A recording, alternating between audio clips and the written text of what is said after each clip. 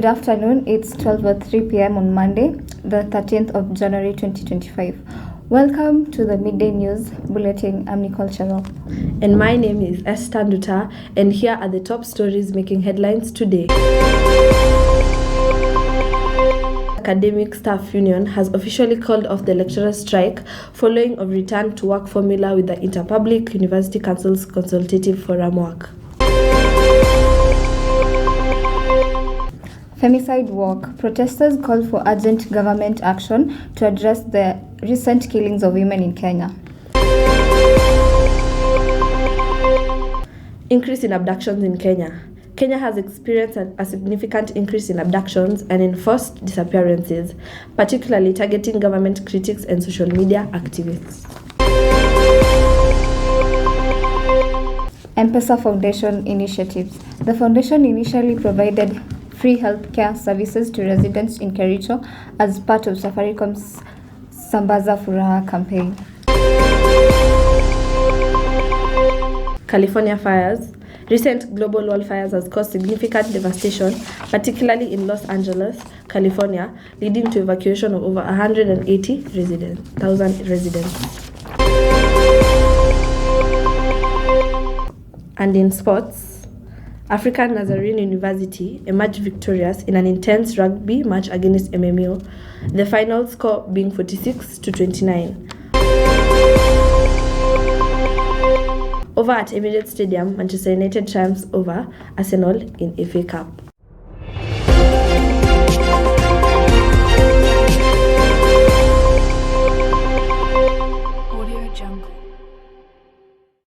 The end of an era. The university's academic staff union has officially called off the lecturers' strike following in return to work formula with the Interpublic Universities Council's consultative forum work. Power! Power! Comrades, power! Power! Comrades, wisdom! Wisdom! Comrades, wisdom! Wisdom! If you visit a maternity, you are likely not to spot a virgin anywhere. But you come to the university, and I'm sent here by the comrades of Muranga University, and they have told me, Your Excellency, we are tired of smoking, we are tired of having sex, we are tired of impregnating government and government aborting our monies. We are not going to spend the money anymore, and we are saying to that woman who is masquerading as a PS and that hip-hop artist who is as well masquerading as a CS, pay our lecturers so that we may go back to class. As pension is close to 7.8 billion. If today you retire, we are blaming akina hawa watu wa finance wanajaribu pesa huko. However, the money was supposed to come from the government. Tuliambiwa tutakalo ndio tutakalo kutiwa kopi. Tukatupea pesa na mnatoa nyuma. Alafu baadaye hapa ikakuja kakatwa karibu yote ikaisha. Mnakumbuka? So, it is the high time we stand as a team. Hauka mkono bila CPM tu amesema. Tunaingia hapa tusikie mapema sana. Najua lazima sasa tunalala kidogo. Sisi wazee ndio tunafikisha 50. Tukubalishe SG tunalala mpaka saa 3 na saa 4. Tunakuja hapa saa 4. Tunaipa solidarity saa 5. And in other news, in September the 2024, the M-Pesa Foundation, in collaboration with Zuri Health and Lion Sight First Eyes Hospital, organized a free medical camp at Kapcheluch Primary School in Belgut Sub-County, Kericho County. Yes. Sasa tumekuja kusambaza fulana za Safaricom, ndio? Kile kitu tunasema ni kurudisha shukrani kwa sababu ya nyinyi kuwa wateja wetu hiyo miaka 24, ndio? So cha muhimu kile tunafanya ni kusambaza fulana ndani yenu. Kusambaza fulana kufanya nini? Tunawapea kuku, mbuzi, airtime na kila kitu tulichonacho, sio? Nataka huyu mama amepata kitu tangu akae hapo. Hajapata. Sitaki kupatia mtu yule amepewa. Hujapewa kitu. Haya, mama songea hapa karibu. Yes. Habari yako, patia mama microphone. Anajua Kizungu? Ngoja nimpatie. Okay. Ndio microphone sasa hivyo. Yes. Increased abductions in Kenya. In recent months, Kenya has witnessed a disturbing surge in femicide cases, prompting widespread protests and calls for government intervention. In response to the escalating crisis, the Kenyan government has declared gender-based violence the country's most urgent security threat. Increase in abductions in Kenya. Kenya has experienced a significant increase in distraction and enforced disappearances. The Kenya National Commission of Human Rights reported 82 such cases between June and December 2024, with 13 occurring in the last 3 months of that period.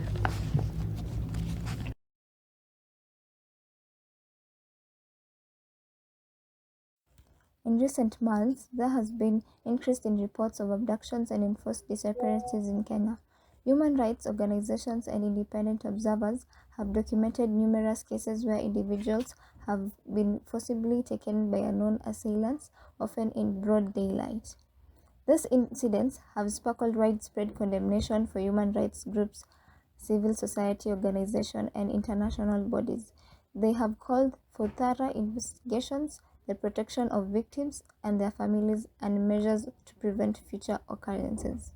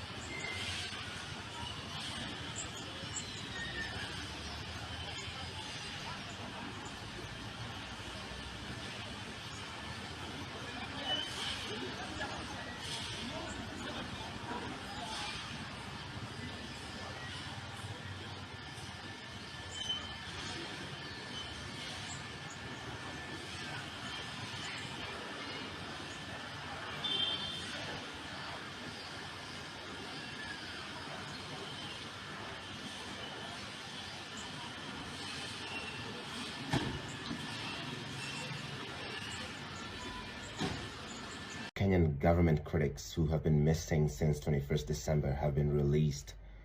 Billy Mwangi is back intact, his dad tells me, and sent me this picture. And Peter Muteti, who was picked up in Udero, was also released. His family says he's severely traumatized. I'm the guy who was abducted for the last 15 days. Walinichukua tu juu ndani. Even I don't even recall anybody saying msimchukue, msimchukue. I didn't recall anything because niliingishwa tu kwa gari and blindfolded, na kutoka hapo sikujua anything. I don't know when I was shaved, but I got shaved. I was very confused. I didn't know anything. I was scared. I really feared my life, and I just didn't know what happened completely. I wouldn't wish it even to my enemies, to my loved ones, because abduction is one of the worst things that can make you cry and make you even lose your mind. Karibu 2025 bro. Najua ulikuwa umepitwa. Nimepitwa. Mwaka ni 2025 sasa. California fires. California is currently facing devastating wildfires, particularly the Palisades and Eaton fires in Los Angeles area, as of January 13th, 2025. These fires have collectively scorched over 40,000 acres. Large wildfires are burning across parts of California, forcing thousands of people to evacuate their homes. The strong winds are fanning the flames, making it difficult for firefighters to contain the blaze. Homes and other structures have been destroyed, and unfortunately there have been tragic losses of lives.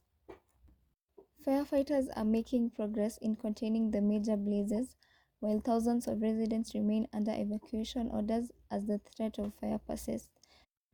The full extent of the damage is still being assessed, while residents are urged to stay informed, follow evacuation orders, and take necessary precautions to protect themselves from smokes and fire hazards.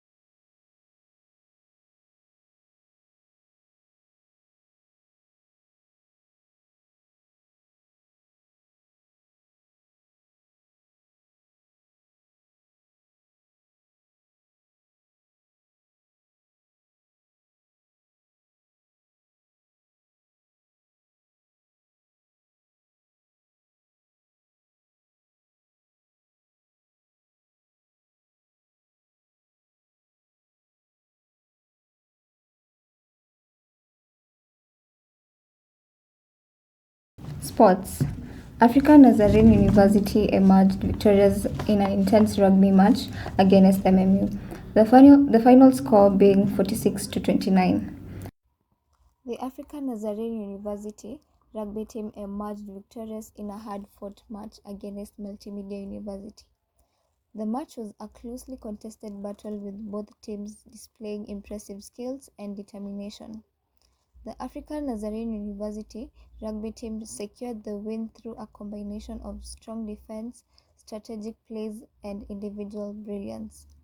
This victory is a significant achievement for the Africa Nazarene University rugby team and a testament to their hard work and dedication.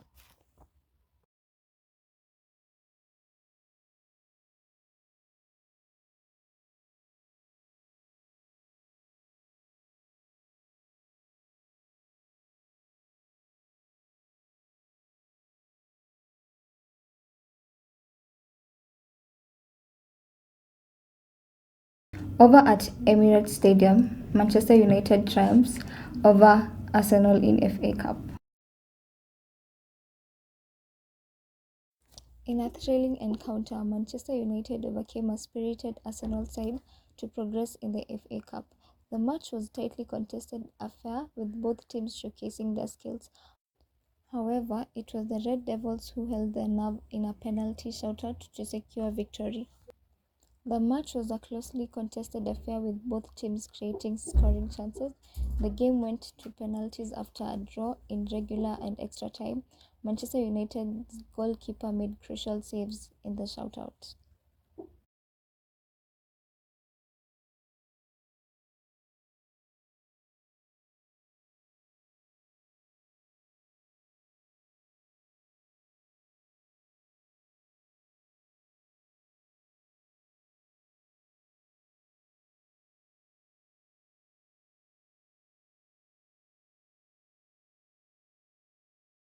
That's all for today, Midday News Bulletin. Thank you for joining us. I've been your host, Nicole Cherop and Esther Nduta.